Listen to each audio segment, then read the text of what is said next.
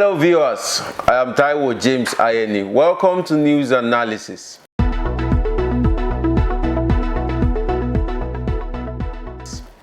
In this video, the embattled Attorney General nominee, Matt Gaetz, has decided to meet with some Republican senators concerning the allegations leveled against him. He has decided to face his fears, to confront his accusers now, and is seeking support here and there. This is following the allegations, especially sexual offenses, sexual allegations leveled against him and these are multiple allegations actually. So in this video, he meets GOP, otherwise known Republican senators, to seek their support. Would he reach the finish line? Let's see what we have in the video. Good evening. I'm Ellison Barber in for Tom Llamas. We have a lot of developments to get to tonight in both houses of Congress, including late details on the fight to confirm Trump's controversial AG pick, Matt Gaetz. But we're going to begin our broadcast tonight with breaking news and a possible breakthrough in those burglaries of several famous athletes, including Chiefs stars Travis Kelce and Patrick Mahomes. The FBI is now investigating whether an international crime ring carried out those burglaries. Officials have said the thefts were very similar and possibly coordinated. It comes as burglary tourism has risen in popularity in places like Los Angeles. These images capturing members of a South American crime ring stealing from residents in the city of Los Angeles in recent months. For the latest developments on this, I want to get right to NBC News correspondent Morgan Chesky. Morgan, walk us through what we know about this investigation right now. Yeah, Ellison, according to two senior law enforcement officials, they told NBC News that they are now working, according to the FBI, with local officials in order to try to find out more about these very high-profile burglaries that have taken place over the last several weeks or so, although they remain clear that they are not officially connecting these to the burglary of Patrick Mahomes or Travis Kelce. They are saying that the FBI is working in conjunction with local police, with other agencies to, as you mentioned, try to have a potential connection to these South American crime rings. These are criminals that experts say are highly efficient and coordinated and organized here, Ellison, that can stake out a property. They can understand when person leaves, and then they can move in just a matter of mere hours, taking everything that they need. Authorities stressing that they don't know exactly who conducted these burglaries, but this is a very active investigation. Ellison? All right, a lot to watch there. Morgan Chesky with that breaking news. Thank you. I want to get to our other major headlines tonight out of Washington. President-elect Donald Trump making a big push for his controversial pick to lead the Department of Justice, Matt Gaetz. Trump calling in his number two, Vice President-elect J.D. Vance, to nudge his soon-to-be former colleagues. The Ohio senator with Gaetz at his side taking meetings on Capitol Hill today, trying to win over skeptical Republicans. Many of those GOP senators sitting on the Judiciary Committee tasked with vetting Gaetz before the full Senate vote. Some of them still not committing to supporting the embattled former congressman. The biggest question still outstanding is, will those senators ever see the contents of that House Ethics Committee report? The committee hearing testimony that Gaetz paid multiple women for sex and even had sex with one woman when she was underage, just 17. A bipartisan group of senators calling for a chance to review the report. But some Trump allies have been critical of the handling of Gaetz's confirmation. Lindsey Graham speaking out to reporters today. I think Matt is a very, very smart guy, and these allegations will be dealt with in committee, but he deserves a chance to confront his accusers, and the process is turning into a lynch mob, and I'm not going to be part of that. On the other side of the Capitol, another battle playing out over where some members of Congress can use the bathroom. South Carolina Representative Nancy Mace fighting to bar transgender women from using women's bathrooms on the Hill. A resolution directed at newly elected member Sarah McBride, the first trans woman to be elected to the United States Congress. Tonight, House Speaker Mike Johnson announcing new rules, even as he calls for all members to be treated with respect. Ryan Nobles is standing by for us on Capitol Hill with the latest on that. But first, we're going to go to NBC's Garrett Haake with the Trump team push for their firebrand AG. Tonight, 24 hours after President-elect Trump said he was having no second thoughts about his embattled pick for Attorney General, former Florida Congressman Matt Gaetz, Vice President-elect Vance was on Capitol Hill with Gaetz for closed-door meetings with the Republican senators who will decide if he gets the job. It's been going great. Senator's been giving me a lot of good advice. I'm looking forward to a hearing. Folks have been very supportive. They've been saying we're going to get a fair process. Gaetz meeting with undecided Judiciary Committee member Tom Tillis. My posture is that every nominee, whether they are Biden's in the last administration or whether they are President Trump, deserve a process. And Missouri's Josh Hawley, who told us he's planning to support all of Trump's picks. Are you confident Matt Gaetz has sufficient character to be the top law enforcement official of the United States? Yeah, and I would just say for those who are concerned about that, hear from him, I think Donald Trump said yesterday, give him a shot. North Dakota's Kevin Kramer telling us Trump has spoken to him personally about Gaetz. This is going to be a different administration with a different style, and, we want to dismantle this bureaucracy because the American people are demanding it. And Trump ally Lindsey Graham blasting what he calls a lynch mob against Gaetz. But critical to a growing number of Republican senators, seeing that report on Gaetz from the House Ethics Committee, which met today to debate whether to release it. No decision was made. There has been no agreement to release the report. The committee has heard from women who say Gaetz paid them for sex, according to their attorneys, including a woman who says she was 17 years old at the time. Gaetz has repeatedly denied the accusations.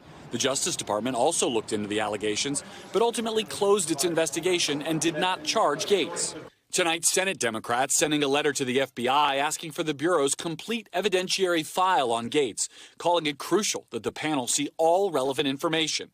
As Gaetz remains the Trump pick with the steepest uphill climb to confirmation. Maine Republican Susan Collins among those appearing skeptical.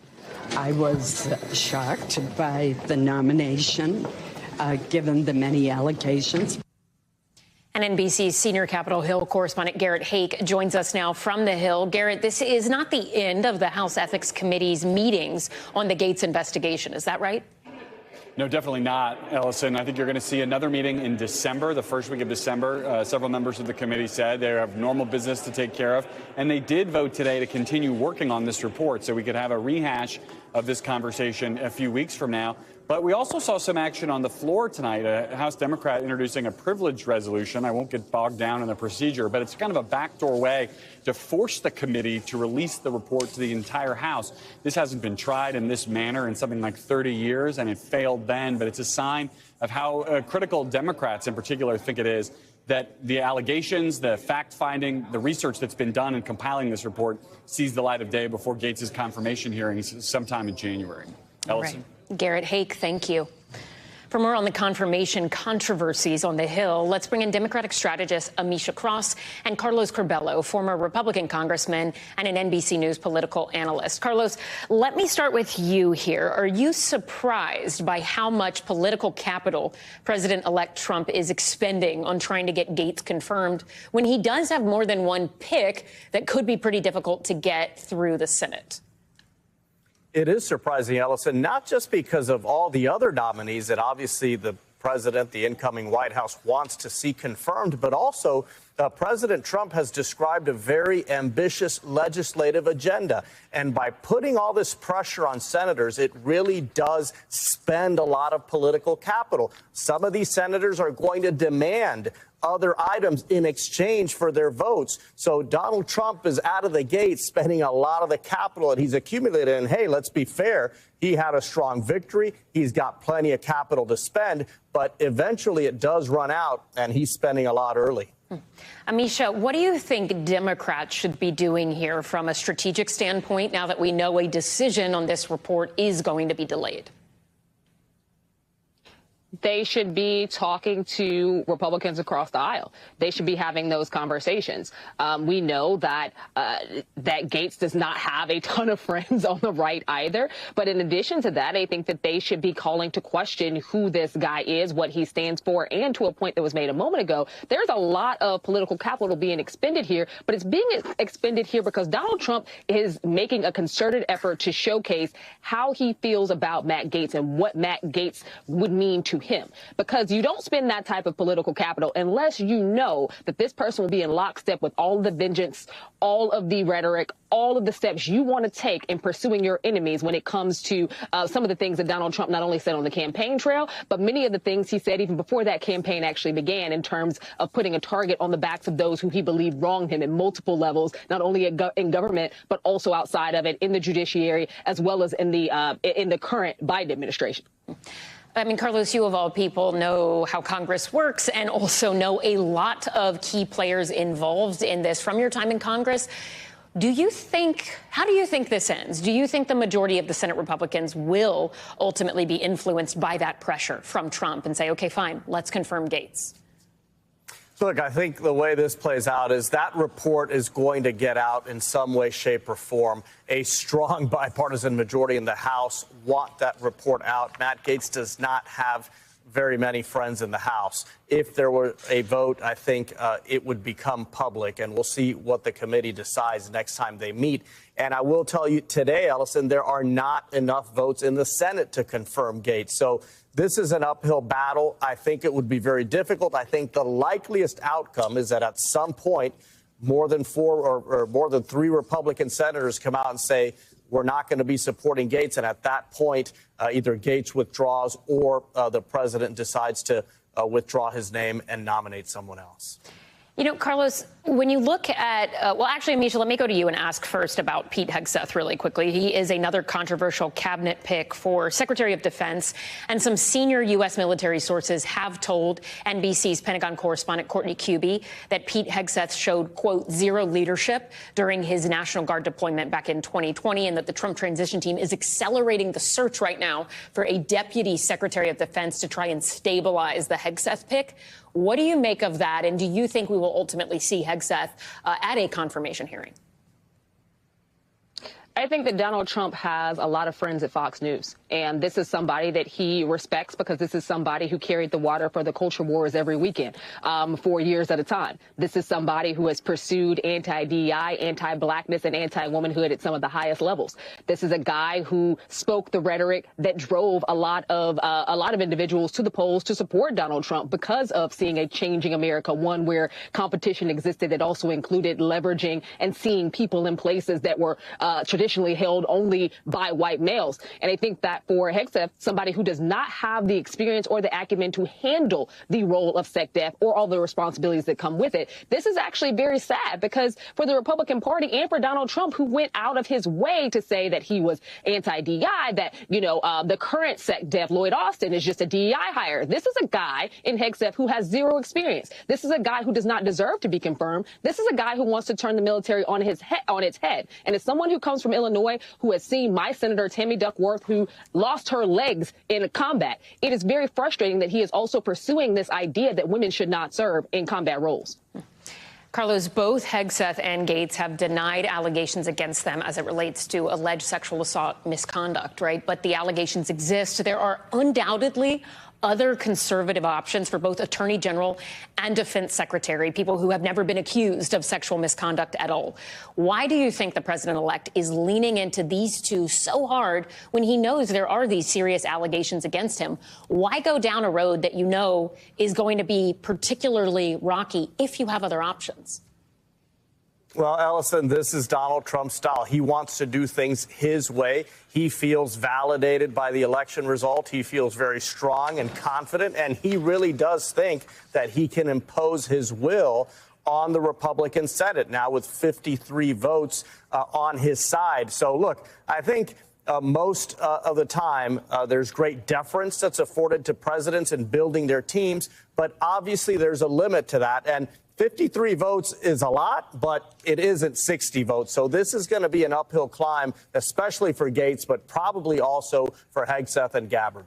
All right, a lot to watch. Amisha Cross, Carlos Corbello, thank you both for your time and insights tonight. We really appreciate it.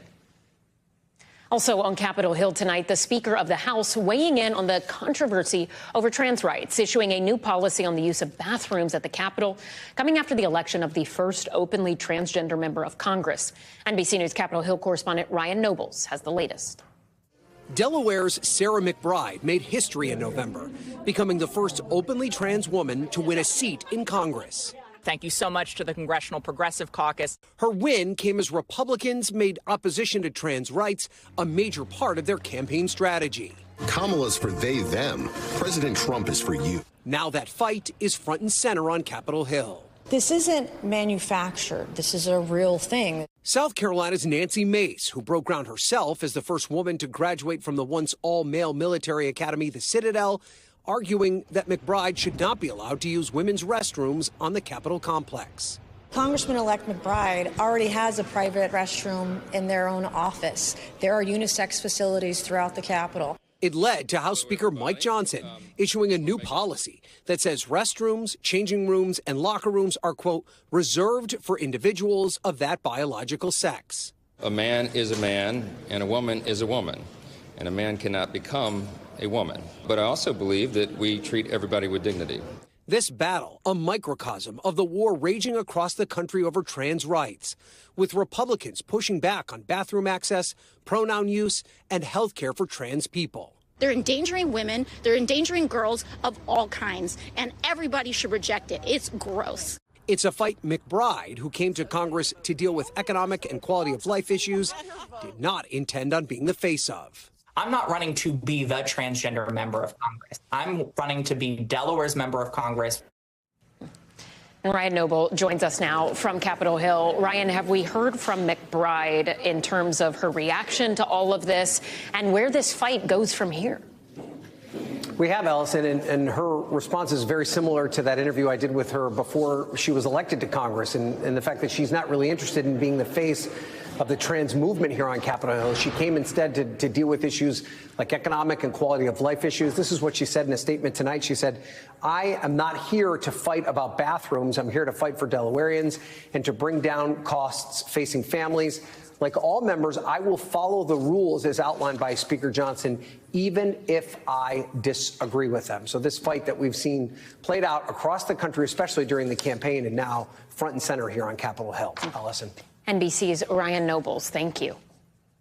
Now to the weather, and the Northwest slammed by severe storms in what climate scientists are calling a once-in-a-decade bomb cyclone. The system already turning deadly, killing 2 and wreaking havoc on the roads. NBC News correspondent Steve Patterson has more. Tonight, the chaotic so-called bomb cyclone dropping a deluge of severe weather on the Northwest. The storm packing hurricane-force winds with gusts up to 80 miles an hour, snarling traffic, downing power lines, and uprooting trees. In Washington state, officials say severe weather already claimed 2 lives as large trees crashed on homes, cars, trailers, and buses, whipping winds leaving hundreds of thousands without power. Meanwhile, in Northern California, multiple semis spun out, jackknifing on a major interstate due to whiteout conditions. To me, it's important to be wary of what's going on as far as the weather. The power of the cyclone is so large, satellite imagery captured it from space. Authorities now bracing for the impact of an atmospheric river, a narrow band of intense moisture expected to douse the region with a fire hose of rainfall, with totals up to 15 inches over the next 48 hours in parts of California and up to 5 feet of snow in the mountains. Climate experts say these weather events are growing larger and lasting longer, meaning more intense periods of rain. Flashlights, batteries, water, canned goods, I'm all stocked up. Because who knows, right? These are small roads, anything could happen. Residents across the West, already worn and restless, now bracing for more bad news as that ominous skyborne river stares down. Steve Patterson joins us now from Eureka, California. Steve, what are you seeing there? Of course, as you may be able to see, the rain is now starting to come down in earnest. But officials warn this is just the beginning. This could last nonstop consistently for the next 3 days. We're talking 24, 48, 72 hours into Saturday. What that does opens us up to danger. Flash flooding, of course. Snow in the mountains could cause whiteouts on the roads. But the big danger, these burn scar areas in Northern California, if the rain settles, that opens us up to mudslides. Very dangerous. They're telling folks, if you don't have to be outside, stay inside. Allison? All right, Steve Patterson, on behalf of all of us, thank you for being out there. We really, really appreciate you. Thank you. And NBC News meteorologist Bill Cairns joins us now with more. Okay, Bill, walk us through what we should expect in the hours ahead, particularly for our friends on the West Coast. Yeah, so we had our huge storm, the bomb cyclone. This one, you see the cinnamon bun spinning here off the coast of British Columbia. So that was storm number 1. That's what was responsible for all the power outages and all the heavy rain that's now over California. Tomorrow, another storm is going to form almost in the same place that this one's origin was. This will probably be another bomb cyclone, 2 in a row. And this one's going to drive heavy rain into the same areas that just got it, especially as we go throughout the day tomorrow and then right into the first half of Friday. So that's why we're concerned, especially with areas of Northern California, that high risk of flash flooding. And the East Coast probably going to see some rain soon, right? Will it be enough to fix the drought conditions we've been seeing here that have been issues with the wildfires in places like New Jersey? Yeah, drought buster, no. Fire ender, definitely, 100%. So heavy rain, New York City early tomorrow morning, showers on Friday, then a dry weekend. And this is a good soaking heavy rain, 1 to 2 inches widespread from about Philadelphia northwards. That's going to help put out all the fires. And there will even be some snow tomorrow, Allison, too. Our friends in the Ohio Valley, Chicago, Pennsylvania, the mountains of West Virginia. You'll see a lot of pictures online with people looking at their first flakes of the season. I, for one, am excited for those photos. Bill Cairns, thank you. We appreciate it.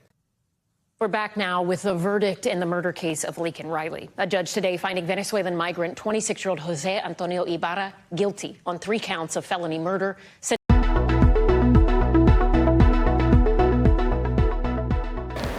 Here we have Senator Lindsey Graham of the Republican Party, one of Donald Trump's loyalists, describing Matt Gaetz as a smart guy who would surely scale through, who knew how to overcome the situation presently. However, he said something. He said he has the right. He has the right to face his accusers. He has the right to confront his accusers. Yes, and he puts a kind of trust in the ethics committee to do the needful during the investigation. Let's proceed. Sentencing him to life in prison. Here's NBC's Priya Sridhar. I'll now announce the verdict. After a trial that lasted 4 days, 26-year-old Jose Antonio Ibarra tonight sentenced to life without parole for the brutal killing of 22-year-old Laken Riley. There is no end to the pain, suffering, and loss that we have experienced or will continue to endure. Her family and loved ones emotional. Seeing the police body camera video showing the moment Laken Riley's mother first learned her daughter died. Prosecutors say the nursing student was out for a morning jog on the University of Georgia campus in February when Ibarra, who was lurking in the woods nearby, attempted to rape her and then killed her. Not only does the physical evidence identify him, the video evidence identifies him. Despite numerous studies that indicate undocumented immigrants commit fewer crimes, the case has become a flashpoint in the national debate over immigration during the presidential election cycle. Ibarra, an undocumented immigrant from Venezuela. Right here in Georgia, our nation was robbed of a brilliant 22-year-old nursing student, Laken Riley. During the trial, the state presenting surveillance video showing Laken Riley's final moments, her last text message to her mother, and her attempt to call 911 before Ibarra attacked her. She did fight, and it is a direct result of that fight that gives you all the physical evidence you need to convict him. Prosecutors say Ibarra's DNA was found underneath Riley's fingernails, his thumbprint on her phone, and Riley's DNA on his jacket he wore when he committed the crime. Prosecutors say this surveillance video shows Ibarra discarding the jacket. The defense claiming the evidence was circumstantial and pointing the finger at Ibarra's brother. Tonight, Riley's family remembering her as a kind, selfless, loving friend and daughter. The best daughter, sister, granddaughter, friend, and overall person that you could ever hope to meet.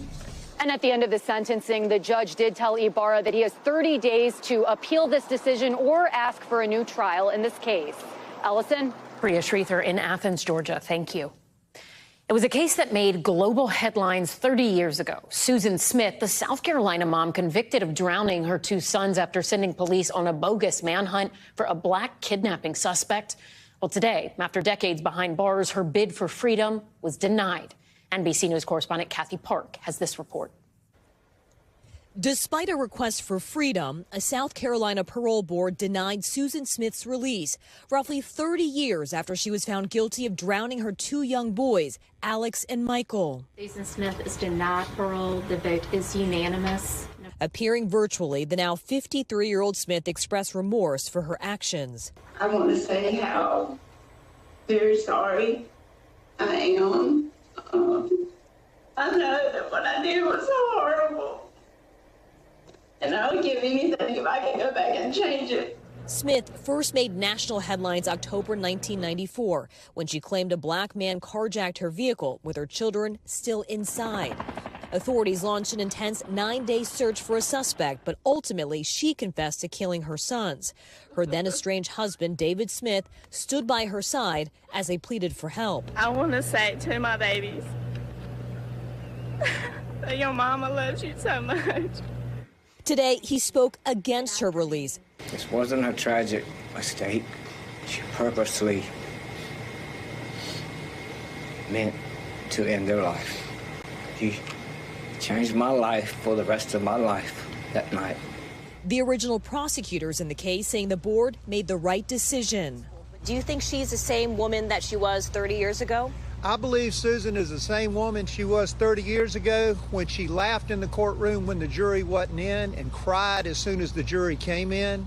David Smith turning the focus back to his sons and his commitment to keeping Susan in jail as she reapplies for parole every 2 years. For 2 more years, there'll still be justice for Michael and Alex.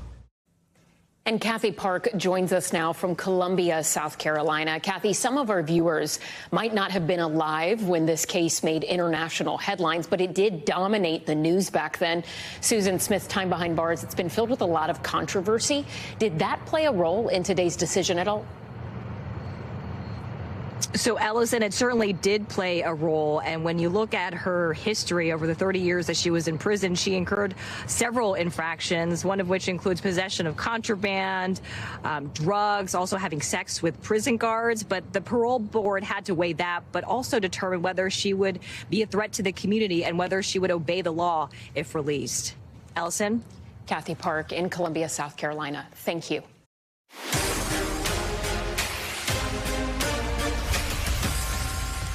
We're back now with Top Story's news feed. And breaking tonight, an Idaho judge ruling that murder suspect Bryan Kohberger could face the death penalty if he is convicted. Kohberger is accused of killing 4 University of Idaho students in 2022. Tonight, the judge denying a motion to remove the death penalty as a possible punishment. The prosecution saying they will seek the death penalty. That trial is set to begin in August next year.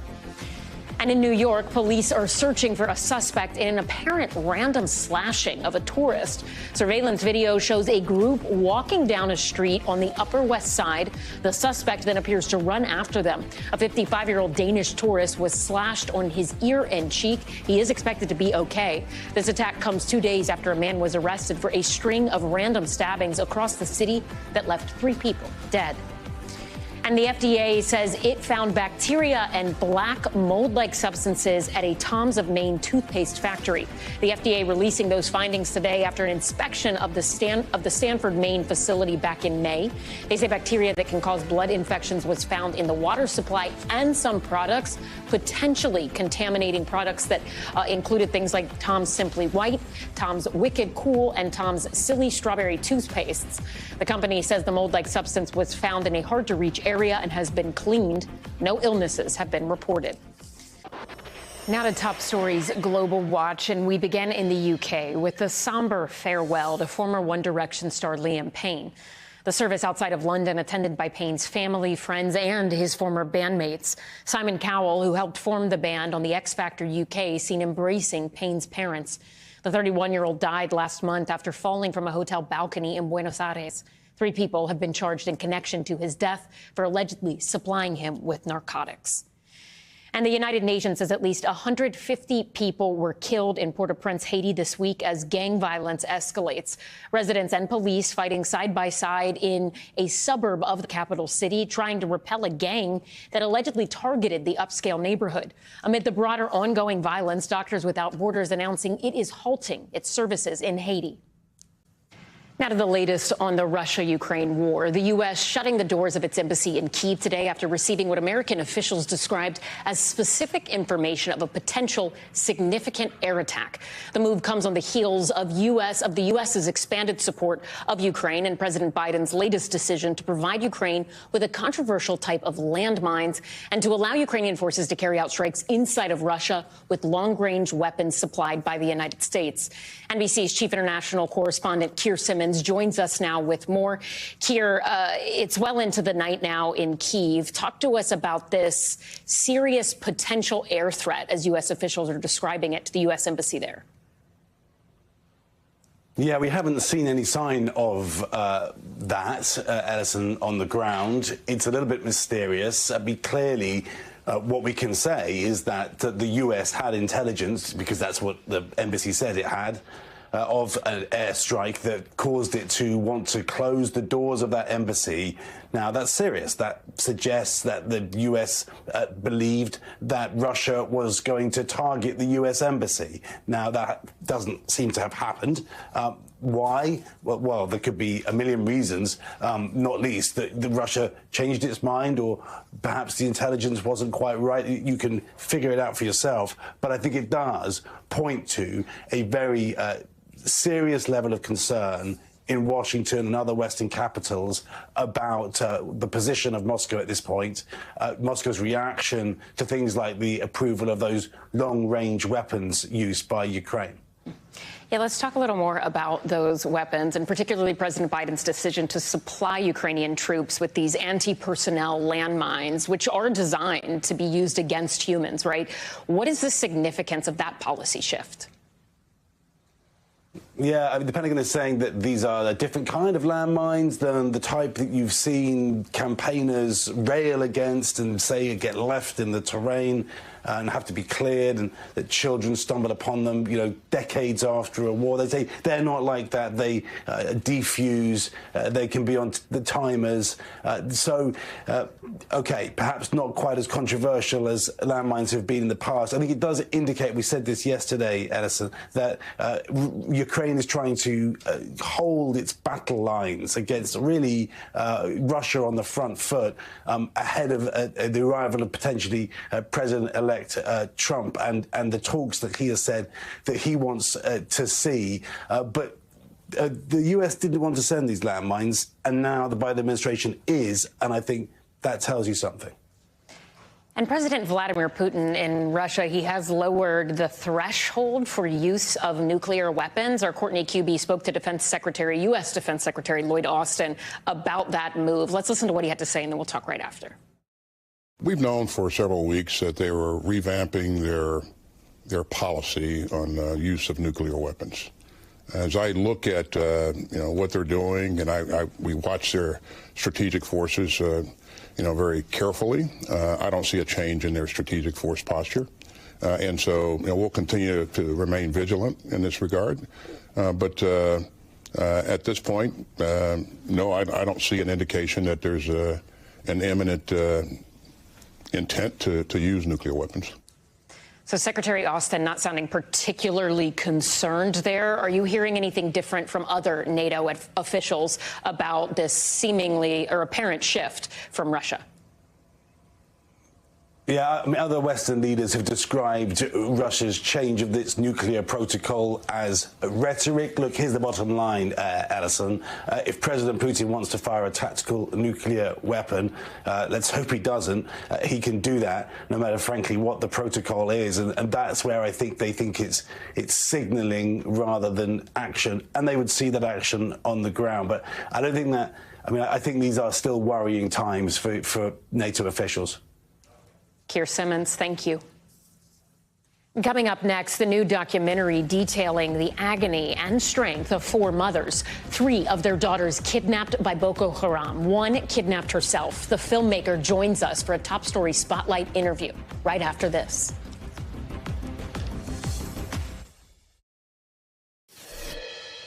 We're We're back now with our Spotlight series and a look at Mothers of Chibok. It is a documentary that premiered this past weekend in New York City, following 4 mothers, 3 who had daughters kidnapped back in 2014 by Boko Haram. One of them kidnapped themselves.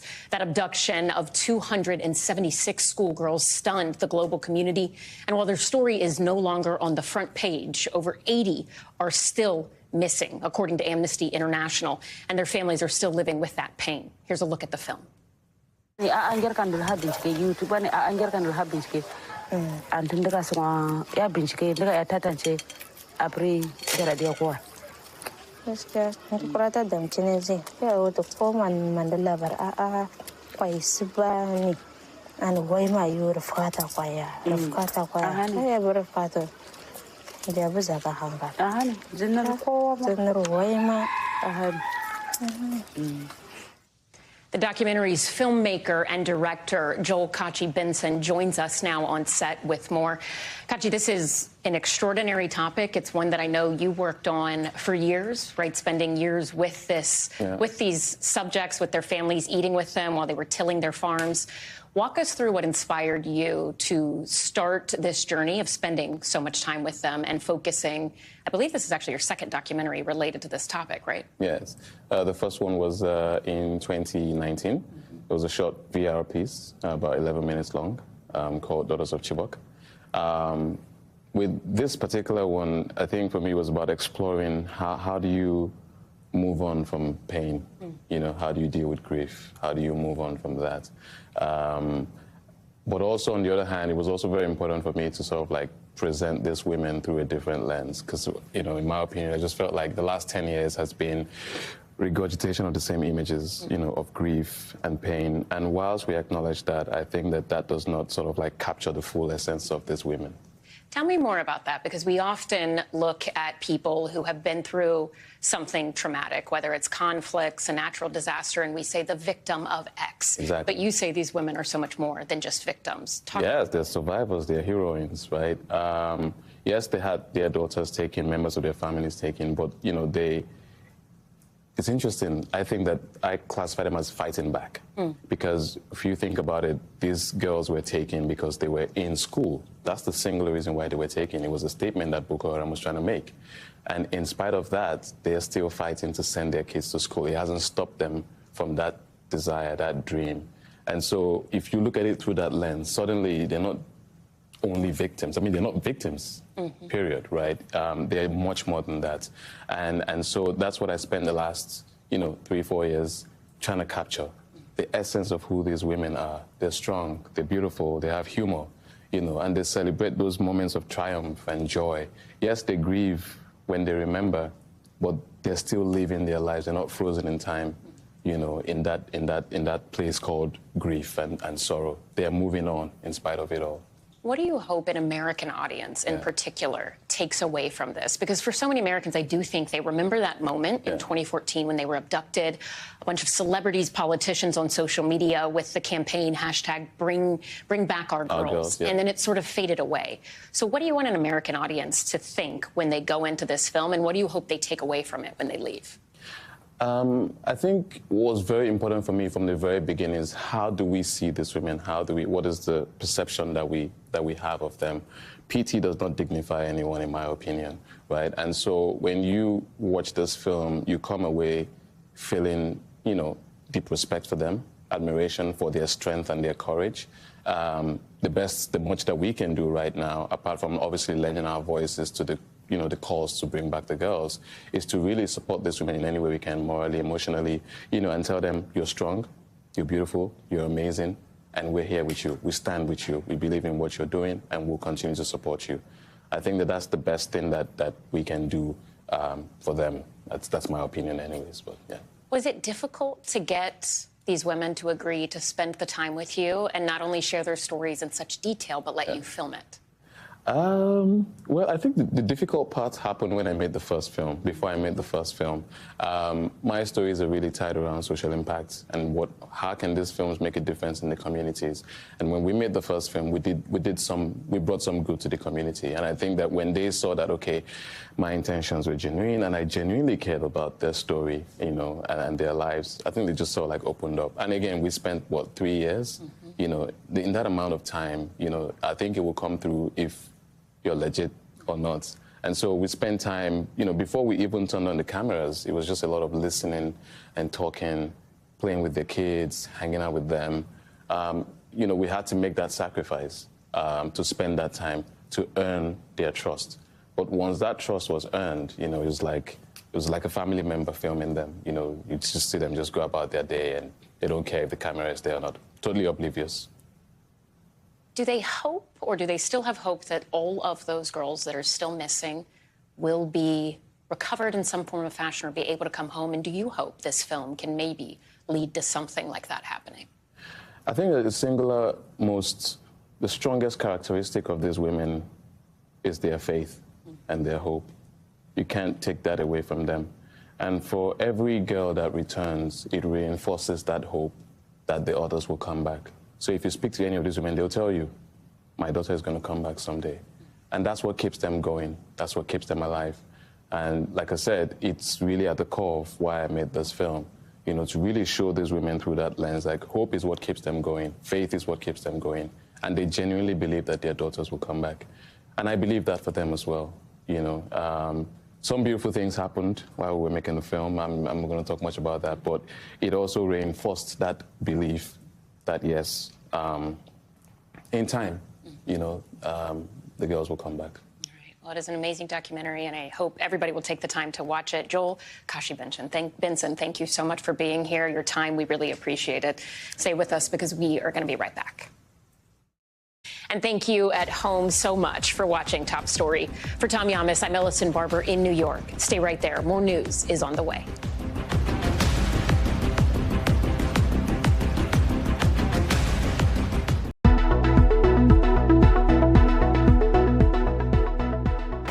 So with all this, you would agree that it takes a lot of courage, it takes a lot of boldness, and you know, to face one's fears, to face one's problems. Yes, he has been accused, multiple allegations, and the needful is being done now by approaching the right quarters, by submitting himself for proper scrutiny and proper investigation. Sometimes being silent in the face of accusations, being silent in the face of serious allegations could mean that one is guilty. Yes, it could mean that one is guilty of the allegations. However, when one comes out to say no, this is it, that is it, one might find justice. Today it is left to you to judge. It is left to you viewers to say, what do you think about this? What will happen in the coming days concerning these nominees, the nominations, and President Donald Trump? Thank you so much for watching. I remain Taiwo James Ayeni.